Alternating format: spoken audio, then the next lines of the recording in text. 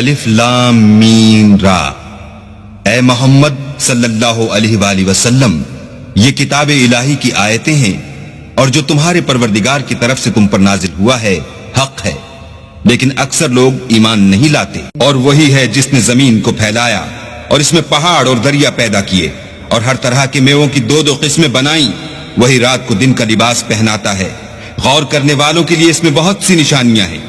اللہ ہی تو ہے جس نے ستونوں کے بغیر آسمان جیسا کہ تم دیکھتے ہو اتنے اونچے بنائے، پھر عرش پر جا ٹھہرا اور سورج اور چاند کو کام میں لگا دیا، ہر ایک میعاد معین تک گردش کر رہا ہے۔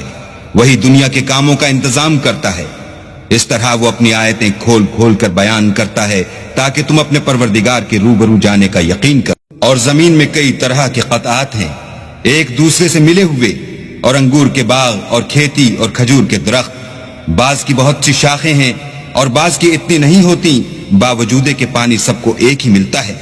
اور ہم بعض میووں کو بعض پر لذت میں فضیلت دیتے ہیں، اور اس میں سمجھنے والوں کے لیے بہت سی نشانیاں ہیں۔ اگر تم عجیب بات سننی چاہو تو کافروں کا یہ کہنا عجیب ہے کہ جب ہم مر کر مٹی ہو جائیں گے تو کیا از سر نو پیدا ہوں گے؟ یہی لوگ ہیں جو اپنے پروردگار سے منکر ہوئے ہیں، اور یہی ہیں جن کی گردنوں میں طوق ہوں گے، اور یہی اہل دوزخ ہیں کہ ہمیشہ اس میں جلتے رہیں گے۔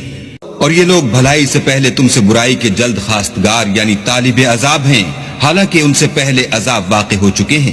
اور تمہارا پروردگار لوگوں کو باوجود ان کی بے انصافیوں کے معاف کرنے والا ہے، اور بے شک تمہارا پروردگار سخت عذاب دینے والا ہے۔ اور کافر لوگ کہتے ہیں کہ اس پیغمبر پر اس کے پروردگار کی طرف سے کوئی نشانی نازل نہیں ہوئی، سو اے محمد صلی اللہ علیہ وآلہ وسلم، تم تو صرف ہدایت کرنے والے ہو، اور ہر ایک قوم کے لیے رہنما ہوا کرتا ہے۔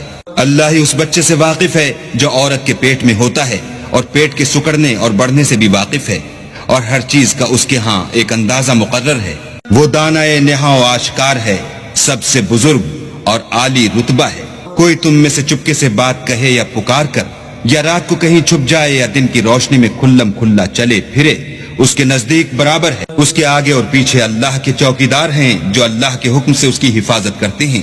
اللہ اس نعمت کو جو کسی قوم کو حاصل ہے نہیں بدلتا جب تک کہ وہ اپنی حالت کو نہ بدلے، اور جب اللہ کسی قوم کے ساتھ برائی کا ارادہ کرتا ہے تو پھر وہ پھر نہیں سکتی، اور اللہ کے سوا ان کا کوئی مددگار نہیں ہوتا۔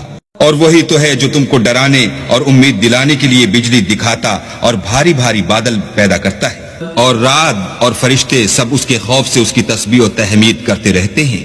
اور وہی بجلیاں بھیجتا ہے، پھر جس پر چاہتا ہے گرا بھی دیتا ہے، اور وہ اللہ کے بارے میں جھگڑتے ہیں، اور وہ بڑی قوت والا ہے۔ سود مند پکارنا تو اسی کا ہے، اور جن کو یہ لوگ اس کے سوا پکارتے ہیں وہ ان کی پکار کو کسی طرح قبول نہیں کرتے، مگر اس شخص کی طرح جو اپنے دونوں ہاتھ پانی کی طرف پھیلا دے تاکہ دور ہی سے اس کے منہ تک آ پہنچے، حالانکہ وہ اس تک کبھی بھی نہیں آ سکتا۔